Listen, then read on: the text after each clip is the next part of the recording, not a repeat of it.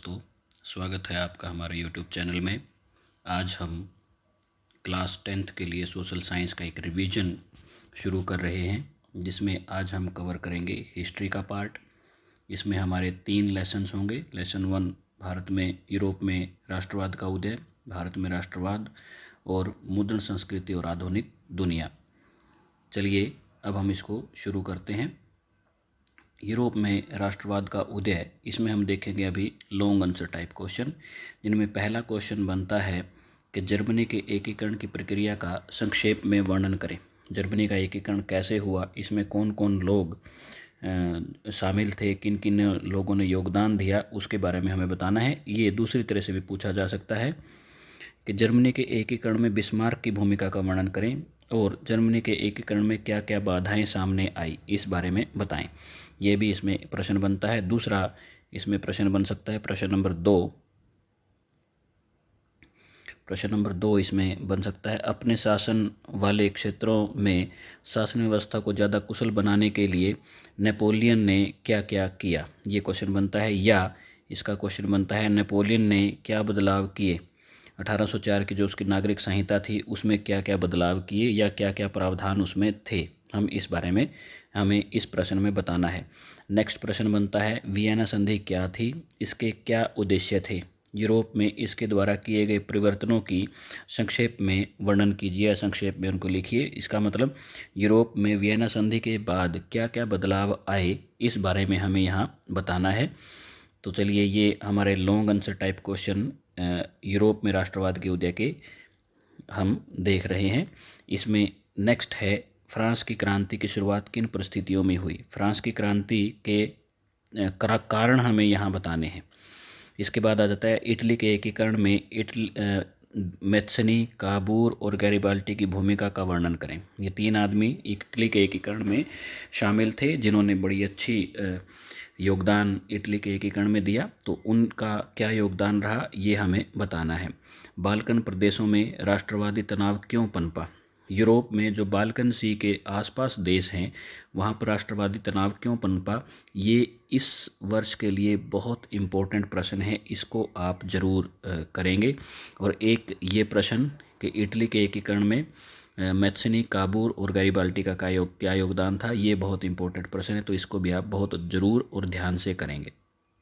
Next हम देखते हैं लघु उत्तरीय प्रश्न, शॉर्ट आंसर टाइप क्वेश्चन हम इसमें देखते हैं। पहला है, लुईस ओटो पीटर्स का संक्षेप में परिचय दीजिए। ये आपको 4 या 5 लाइनों में, 6 लाइनों में मैक्सिमम आपको इसका उत्तर देना है। तो लुईस ओटो पीटर्स कौन थे, उसका परिचय हमें देना है। मैत्सनी का संक्षिप्त वर्णन कीजिए, मैत्सनी के बारे में आप क्या जानते हैं।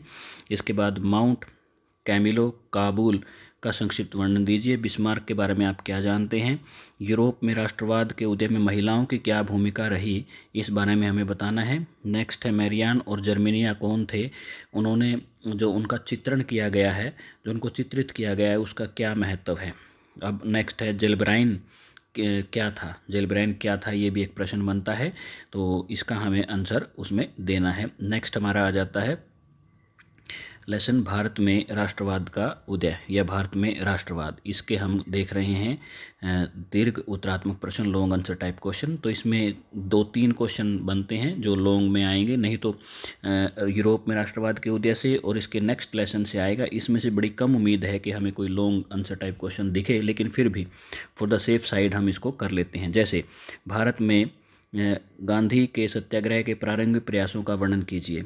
इसके बाद आ जाता है, चंपारण सत्याग्रह या खेड़ा सत्याग्रह पर टिप्पणी लिखिए। ये इसका दूसरा प्रश्न आ जाता है। ये दोनों प्रश्नों का सेम है, आंसर इन दोनों का सेम बनेगा, इसलिए ये इसके और में बताया गया है कि या तो ये या ये, इस तरह से प्रश्न पूछा जा सकता है, उत्तर इसका सेम बनेगा।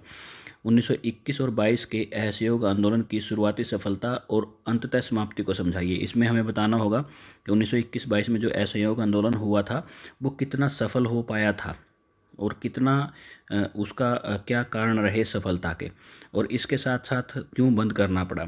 असहयोग आंदोलन और उसके साथ खिलाफत आंदोलन, दोनों आंदोलन एक साथ चले थे और बाद में जाकर खिलाफत आंदोलन असहयोग आंदोलन में ही शामिल हो गया था। सविनय अवज्ञा आंदोलन पर एक निबंध लिखिए। सविनय अवज्ञा आंदोलन पर निबंध लिखने का मतलब ये है कि उसके बारे में हमें पूरी डिटेल से एक 5 नंबर का प्रश्न इसमें बनाना है, तो ये देखिएगा। तो इसके बाद भारत में राष्ट्रवाद के उदय के लघु उत्तरीय प्रश्न। सबसे पहला प्रश्न बनता है साइमन कमीशन भारत क्यों आया।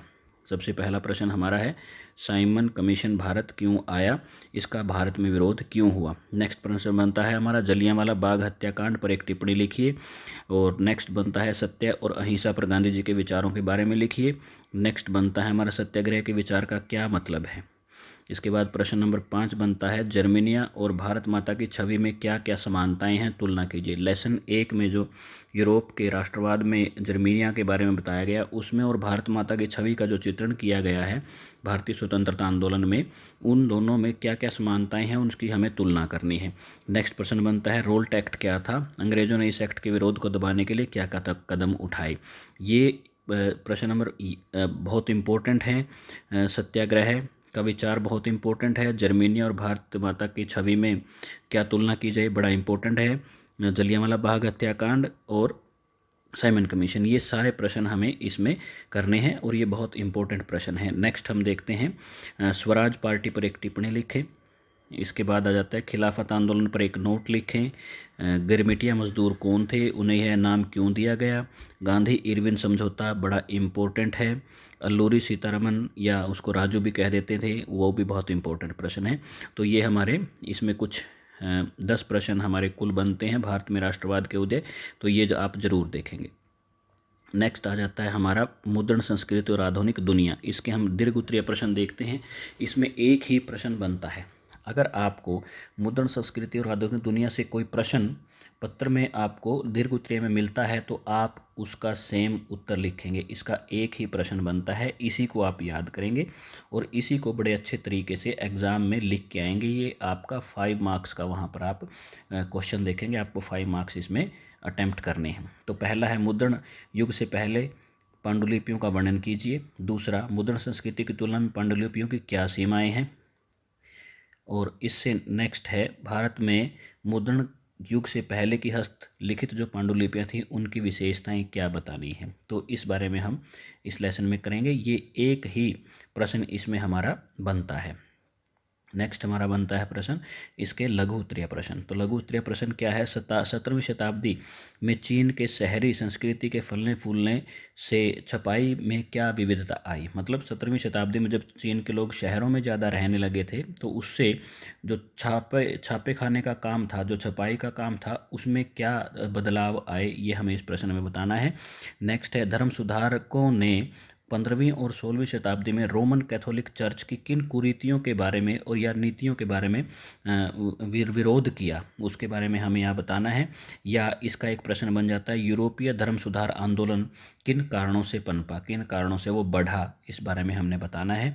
नेक्स्ट है धर्म सुधार आंदोलन में मार्टिन लूथर की भूमिका का संक्षेप में वर्णन कीजिए। इंपॉर्टेंट प्रश्न है। भारत में दृश्य संस्कृति का विकास किस प्रकार हुआ, इसका क्या महत्व है। भारत में जो संस्कृति है छपने की या देखने की, उसका विकास किस प्रकार से हुआ, उसका महत्व हमें बताना। ये भारतीय संदर्भ में है।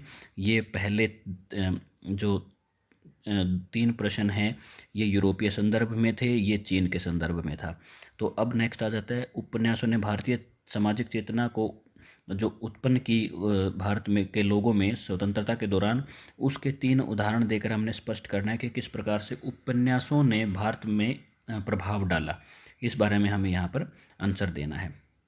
नेक्स्ट आ जाता है इसके लघु उत्तरीय प्रश्न आ जाते हैं। 16वीं सदी के उत्तरार्ध में ब्रिटिश सरकार द्वारा प्रेस पर जो प्रतिबंध लगाए गए हैं उनका वर्णन हमें करना है कि भारत में ब्रिटिश सरकार ने कौन कौन से प्रतिबंध छापे पर, छपाई पर लगाए। इसके बाद प्रश्न आ जाता है 1857 के बाद प्रेस की स्वतंत्रता के प्रति अंग्रेज़ों का रवैया क्यों बदल गया था। ये हमें प्रश्न का आंसर देना है। भारत में जातीय भेदभाव को मिटाने के लिए और लेखन और मुद्रण की क्या भूमिका है, इसका हमें आंसर देना है। मैं आप सभी से रिक्वेस्ट करूंगा कि ये बहुत इम्पोर्टेंट प्रश्न हैं। अभी तक अगर आपने हमारे चैनल को सब्सक्राइब नहीं किया है तो प्लीज़ आप सब्सक्राइब कर लीजिए, क्योंकि इसी तरह की इन्फॉर्मेशन आने वाले अभी 8 से 10 दिनों में आपके साथ हर रोज़ कुछ ना कुछ शेयर किया जाएगा, जो एग्ज़ाम के पॉइंट ऑफ व्यू से बहुत इंपॉर्टेंट रहेगा। तो टाइमली आपके पास वैल्यूएबल इन्फॉर्मेशन पहुँचे, तो आप इसलिए हमारे साथ बने रहें। दोस्तों के साथ भी हमारे इस चैनल को, इन वीडियोज़ को शेयर करें, ताकि ज़्यादा से ज़्यादा बच्चों को इसका लाभ हो सके। और अगर आप यही प्रश्न याद कर लेंगे अभी के लिए, तो मैं गारंटी देता हूं कि एग्ज़ाम में आप बहुत अच्छे मार्क्स से पास होंगे। नेक्स्ट हम देख, आप कक्षा 10 के लिए देखना चाहते हैं कि पेपर कैसा आएगा, किस तरह से प्रश्न पूछे जाएंगे, क्या स्टाइल होगा पेपर का, तो आप आई बटन पर क्लिक करके उसे देख सकते हैं। देखते हैं इसको।